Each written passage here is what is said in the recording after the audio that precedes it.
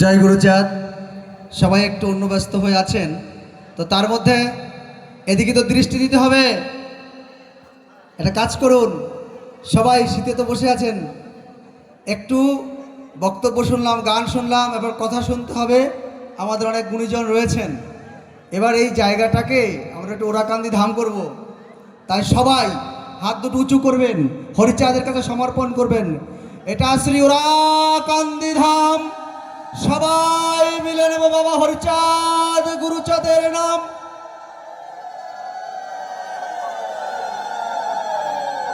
জয় হরি বল। আসলে আমার বক্তব্য আপনারা প্রায় সময় বিভিন্ন চ্যানেলে, ইউটিউবে, ফেসবুকে শুনতেই থাকেন, কিন্তু আজকে আমি একটু মালদার কথা বলবো।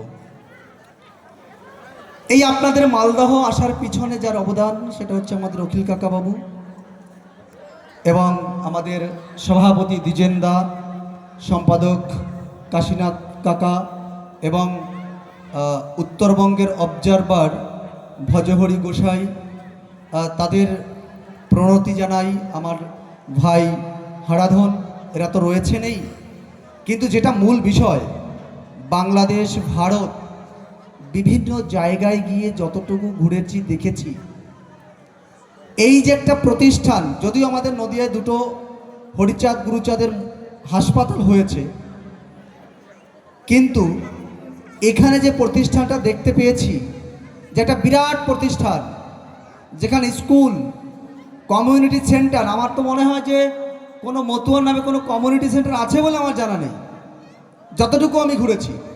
কিন্তু সবথেকে বড় ব্যাপার যে এখান থেকে যারা পড়াশোনা করেছেন, প্রাইমারিতে পড়েছেন, তারা ম্যাক্সিমাম চাকরি করেন। এই যে আদর্শ, তবে কি গুরুচাঁদ ঠাকুরের সেই কথাটাই ঠিক যে আগে শিক্ষানো ঘরে, হও ধনবান, আচরণে সৎ হও, ডাকো ভগবান? এখানে কি সেটাই হচ্ছে? আর মতুয়া ধর্মদর্শন, মতুয়া স্বাধীন স্বতন্ত্র ধর্মদর্শন, আমাদের কাঙ্গালের হরিচাঁদ ঠাকুর, এই নিষ্পেষিত, নির্যাতিত, নিপীড়িত মানুষের হরিচাঁদ ঠাকুর, প্রাণের বান্ধব ভগবান।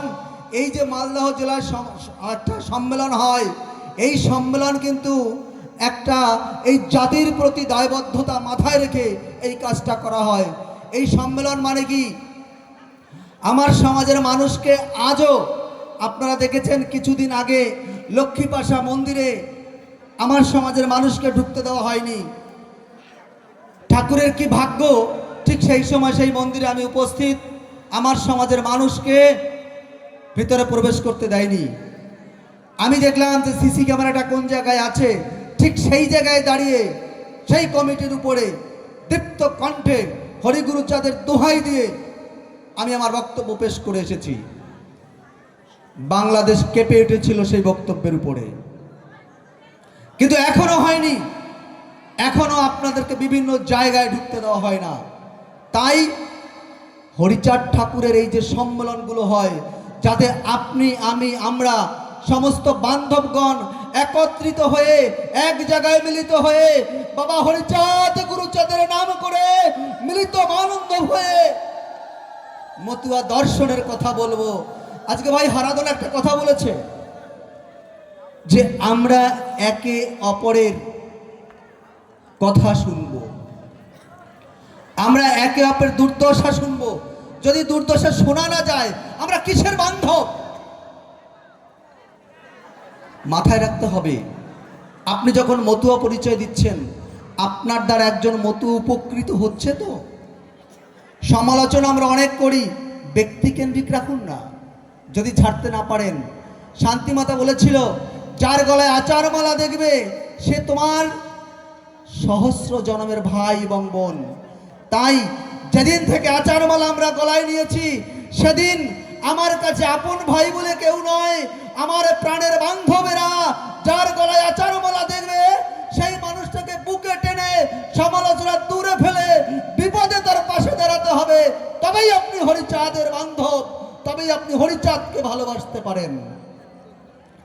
হরিচাঁদ ঠাকুরকে ভালোবাসতে হলে সবার আগে আপনার আপনজনকে ভালোবাসতে শিখুন।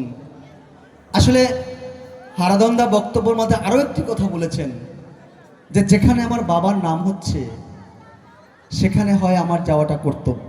যদি আমি না যাই তবে কিন্তু আমি প্রকৃতভাবে মানুষ হতে পারিনি।